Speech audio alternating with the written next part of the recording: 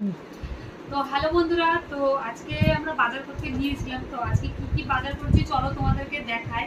প্রথমেই দেখাই হচ্ছে এই একটা প্যান্ট নিয়েছি, এটা আমার হাজবেন্ডের জন্য, এই জিন্সের প্যান্ট।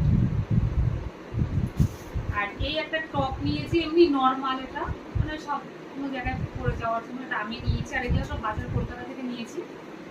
আর একটা জিনিস দেখো, এই যে জামাটা দেখেছো কত সুন্দর, সামনে থেকে রাখো, জামাটাও কত সুন্দর। এটা হচ্ছে সৃজার জন্য।